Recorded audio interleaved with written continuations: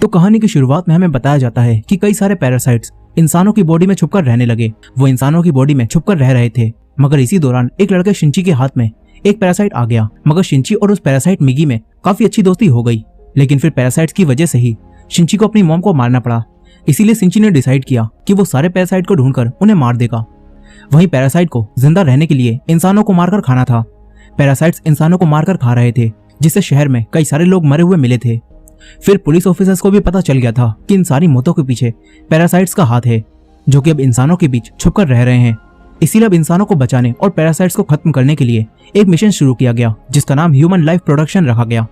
अब इसके बाद हम उन्हीं दोनों ऑफिसर्स को देखते हैं जो कि पैरासाइट्स के केस पर काम कर रहे थे। वो दोनों एक आदमी उरागामी को पकड़कर अपने हेडक्वार्टर ले जाते हैं, जहां इस आदमी के सामने कई सारे लोगों को लाया जाता है। वो लोग इससे पूछते हैं कि बताओ, वो पैरासाइट है या इंसान। उरागामी वैसे तो एक सीरियल किलर था, लेकिन उसके पास एक खास एबिलिटी थी जिससे वो पता लगा सकता था कि कोई इंसान पैरासाइट है या फिर नॉर्मल इंसान। अब उसके सामने जिसे भी लाया जाता है उनमें से कोई भी पैरासाइट नहीं निकलता। तभी उसके सामने शिंची आता है। उरागामी एक पल के लिए शिंची में कुछ खास देखता है, लेकिन फिर उरागामी ये पता नहीं लगा पाता कि शिंची पैरासाइट है या फिर कोई नॉर्मल इंसान। इसीलिए वो शिंची को एक नॉर्मल इंसान बता देता है। शिंची को अब यहाँ से जाने दिया जाता है, लेकिन शिंची अब भी अपने मिशन पर था। वो पैरासाइट्स को ढूंढ ढूंढ कर मार रहा था। अब यहाँ से जाते समय उसे एक पैरासाइट मिलता है जो कि किसी इंसान को मारकर खा रहा था। शिंची अपने दोस्त मिगी की मदद से उस पैरासाइट से फाइट करता है और उसके हार्ट को जख्मी करके उसे मार देता है। तभी शिंची को एहसास होता है कि कोई उसका पीछा कर रहा है। शिंची बाहर देखता है, लेकिन उसे कोई भी नहीं दिखता। वो यहाँ से चला जाता है, लेकिन वहीं एक आदमी छुपा हुआ था जिसके पास एक कैमरा था और वो शिंची की जासूसी कर रहा था। अब रात में शिंची मिगी के साथ मिलकर खाना बना रहा था। इसी दौरान वो मिगी से बात करता है और कहता है कि मैं इन सभी पैरासाइट के बॉस को मारना चाहता हूँ। और इन सभी पैरासाइट्स का बॉस इस शहर का मेयर होता है, जो कि खुद भी एक पैरासाइट है। उसने कई सारे पैरासाइट्स को सिटी हॉल में छुपा कर रखा होता है। मेयर ने कई सारे पैरासाइट्स को सिटी हॉल में रख रखा था और यहीं तामिया भी इनके साथ थी। और तामिया ने एक ह्यूमन बेबी को जन्म दे दिया था। तामिया अब भी खुद पर एक्सपेरिमेंट कर रही थी।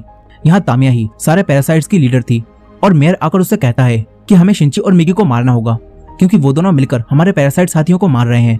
लेकिन तामिया शिंची को मारने से रोक देती है और कहती है कि शिंची और मिगी काफी खास हैं। वो दोनों इंसानों और पैरासाइट्स के बीच आपस में मिलकर रहने की हमारी सबसे बड़ी होप है।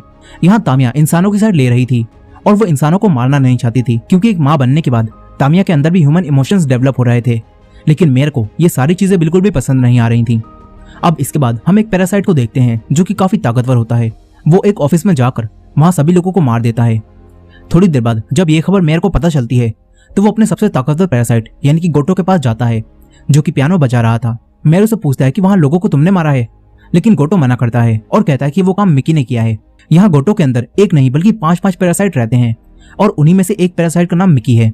अब एक बॉडी में 5 पैरासाइट होने की वजह से गोटो यहाँ सबसे खतरनाक पैरासाइट होता है।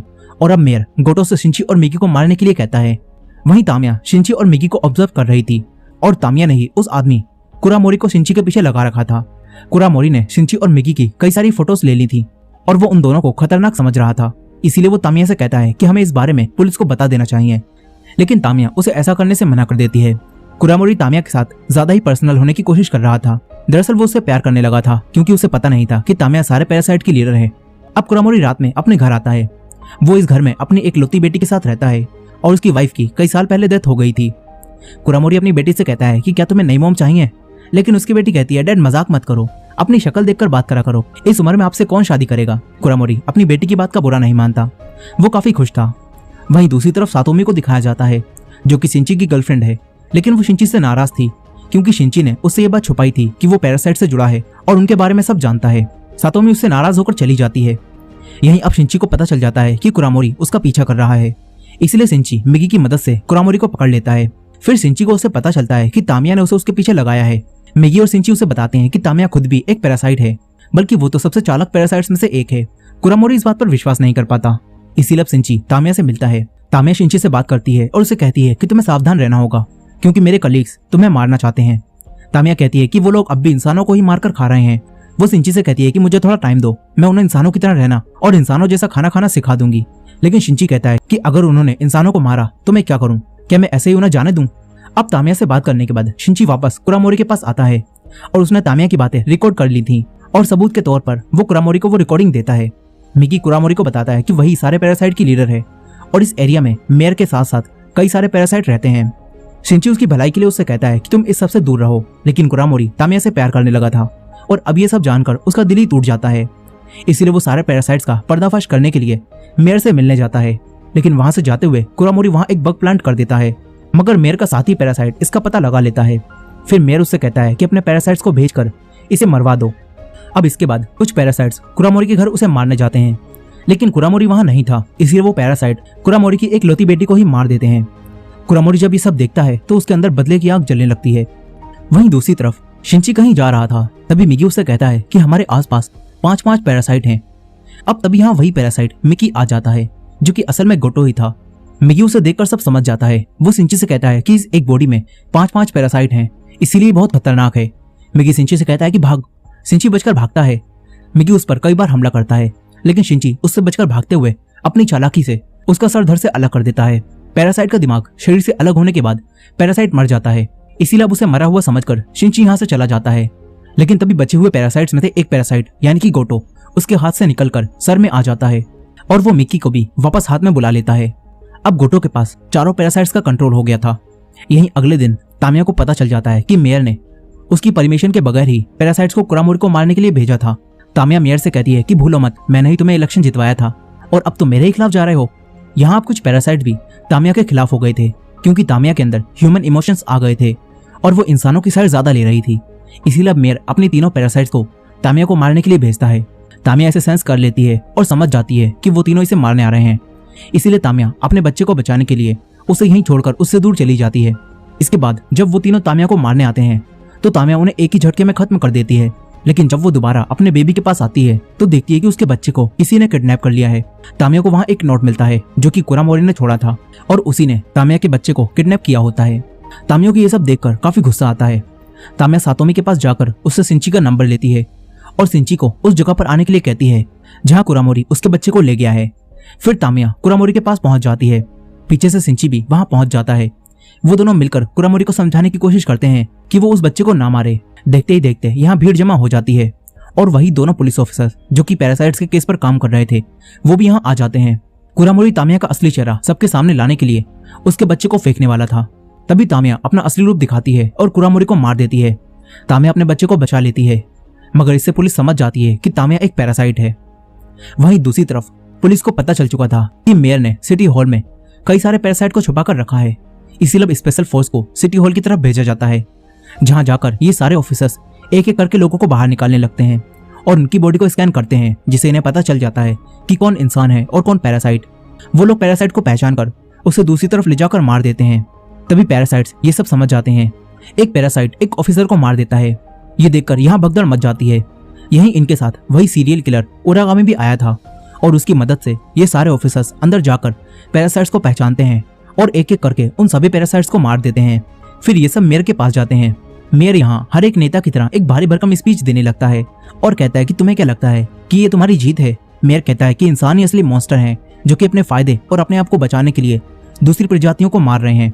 यहाँ मेयर की स्पीच खत्म होने पर पुलिस ऑफिसर्स उसे शूट करके मार देते हैं, लेकिन फिर ये सब देखते हैं कि मेयर तो कोई पैरासाइट था ही नहीं, बल्कि वो तो इंसान था और वो सिर्फ पैरासाइट का साथ दे रहा था। अब इन पुलिस ऑफिसर्स के चौंके हुए चेहरे देखकर उरागामी हंसने लगता है, क्योंकि वो शुरू से ही जानता था कि मेयर कोई पैरासाइट नहीं था, बल्कि वो एक नॉर्मल इंसान था। लेकिन अब तभी वो पीछे देखता है जहाँ वही पैरासाइट गोटो खड़ा था और उसे देखकर ये सीरियल किलर भी डर कर गिर जाता है। सारे ऑफिसर्स उस पर एक साथ गोली चलाते हैं, लेकिन वो शील्ड बनाकर उससे बच जाता है। वही सीरियल किलर यहाँ से पतली गली से निकल लेता है, क्योंकि वो समझ चुका था कि अब यहाँ क्या होने वाला है। फिर गोटो यहाँ अपनी पावर से तबाही मचाना शुरू कर देता है। वहीं दूसरी तरफ वो पुलिस ऑफिसर समझ चुके थे कि तामिया एक पैरासाइट है, इसलिए वो पुलिस ऑफिसर्स तामिया को खतरनाक समझकर उसे शूट करवा देते हैं। तभी तामिया अपने बच्चे को प्रोटेक्ट करती है, जिससे उसे कई सारी गोलियां लग जाती हैं। शिंची सबसे रोकने के लिए कहता है, लेकिन अब देर हो चुकी थी और अब तामिया यहाँ मरने लगती है। तामिया मरने से पहले अपने बच्चे को शिंची को देती है और उसे कहती है कि तुम इसे नॉर्मल इंसानों की तरह पालना। इसके बाद यहाँ तामिया की डेथ हो जाती है। तामिया को अपने बच्चे को बचाते हुए मरता देखकर शिंची को अपनी माँ याद आ जाती हैं, क्योंकि पिछली बार उसकी मॉम ने पैरासाइट से उसे बचा लिया था, जिसके बाद शिंची को उन्हें मारना पड़ा था। शिंची यहाँ अपनी मॉम को याद करके खूब रोने लगता है। तभी सातोमी भी शिंची के पीछे यहाँ आ जाती है। सातोमी शिंची को संभालती है। इसके बाद ये लोग यहाँ से जाने लगते हैं। तभी पुलिस ऑफिसर्स को पता चलता है कि एक पैरासाइट ने सिटी हॉल के बाहर इनके कई सारे ऑफिसर्स को मार दिया है। ये जानकर ये पुलिस ऑफिसर्स तुरंत वहां पहुंच जाते हैं। शिंची भी इनके साथ जाता है। तभी मिगी शिंची को बताता है कि यहाँ वही पैरासाइट है जिसकी एक बॉडी में 5-5 पैरासाइट रहते हैं। यहीं गोटो बिल्डिंग के ऊपर खड़ा था। वो इनके बॉस की गर्दन नीचे फेंकता है और फिर नीचे कूदकर यहाँ आ जाता है। शिंची उसे देखकर यहाँ से भागता है।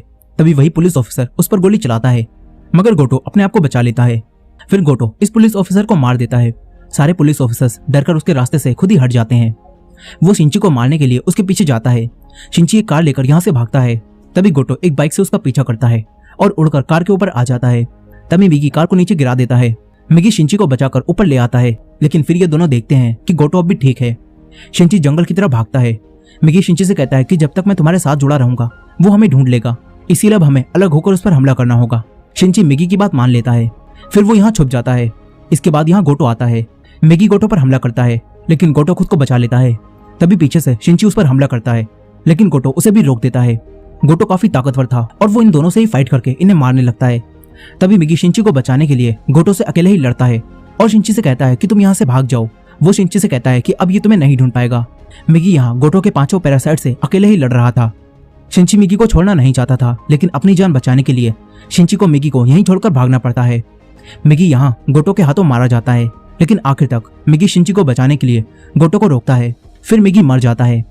शिंची भागते हुए गोटो से बचकर एक जगह पर छुप जाता है। शिंची काफी जख्मी हो गया था, इसलिए वो यहाँ सातोमी को कॉल करके बुला लेता है। सातोमी उसका ख्याल रखती है, लेकिन फिर अगली सुबह शिंची देखता है कि मिगी की कुछ सेल्स अब भी शिंची के अंदर ही हैं, क्योंकि पिछले पार्ट में हमने देखा था कि शिंची जब मर रहा था तो मिगी ने उसे बचाने के लिए उसके शरीर में अपनी कुछ सेल्स छोड़ी थी और उन सेल्स की मदद से मिगी फिर से उसके हाथ में आने लगता है। ये देखकर शिंची समझ जाता है कि गोटो अब उसे फिर से ढूंढ लेगा, इसलिए शिंची सातोमी को यहीं छोड़कर गोटो के सामने जाता है। शिंची उसे अपने पीछे आने के लिए कहता है और भागता हुआ एक फैक्ट्री में आ जाता है जहां पर कचरे को जलाया जाता है। शिंची यहां आकर गोटो से फाइट करने लगता है। शिंची किसी तरह गोटो के अंदर एक लोहे की रॉड घुसा देता है, लेकिन इससे गोटो को कुछ भी नहीं होता।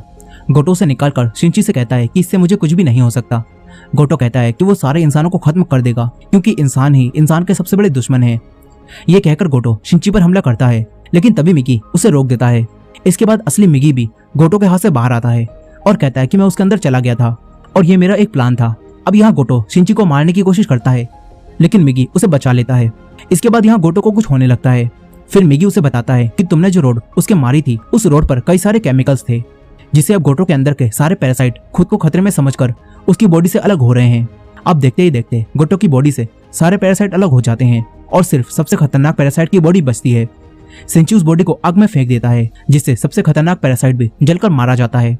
अब हम कुछ समय बाद का सीन देखते हैं, जहाँ सब कुछ ठीक हो चुका था। लोग पैरासाइट्स को भूल रहे थे और लोग वापस से आम जिंदगी जीने लगे थे। शिंची की जिंदगी भी अब नॉर्मल हो गई थी, लेकिन यहाँ मिगी उससे कहता है कि अब सारे पैरासाइट्स तो खत्म हो चुके हैं, इसीलिए अब हमें भी अलग हो जाना चाहिए। मिगी शिंची से कहता है कि वो हाइबरनेशन यानी कि गहरी नींद में चला जाएगा और इस तरह शिंची को उसका हाथ वापस मिल जाएगा।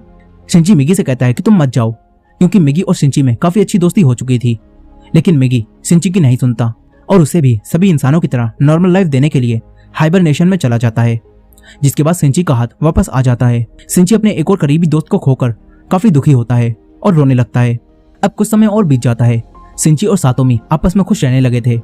वो दोनों तामिया के बेटे से भी मिलने जाते हैं, लेकिन फिर एक दिन वही सीरियल किलर सातोमी और शिंची को एक साथ देखकर सातोमी को पकड़कर एक बिल्डिंग की छत पर ले जाता है। शिंची उसे बचाने जाता है। तभी वो सीरियल किलर शिंची से पूछता है कि मुझे बताओ, मॉन्स्टर तो इंसानों को खाने के लिए मार रहे थे, लेकिन फिर इंसान कौन है, क्योंकि वो भी तो एक दूसरे को सालों से मारते आ रहे हैं। तभी सातोमी कहती है कि वो तुम जैसे लोग ही हैं जो कि असली मॉन्स्टर हैं और वही लोगों को मारते हैं। अब ये सुनकर उस सीरियल किलर को काफी गुस्सा आ जाता है। वो सातोमी को वहां से नीचे फेंक देता है।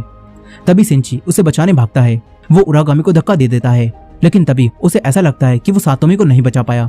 शिंची सातोमी को गिरता हुआ नहीं देख सकता था, इसलिए वो अपनी आंखें मीच लेता है और सातोमी के साथ बिताए सारे पलों को याद करने लगता है।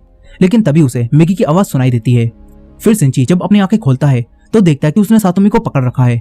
शिंची तुरंत सातोमी को ऊपर खींच लेता है। शिंची को लगता है कि मिगी उसके हाथ में वापस आया और उसने सातोमी को बचा लिया। शिंची अब मिगी को याद करने लगता है और इसी एंडिंग के साथ ये कहानी यहीं खत्म हो जाती है।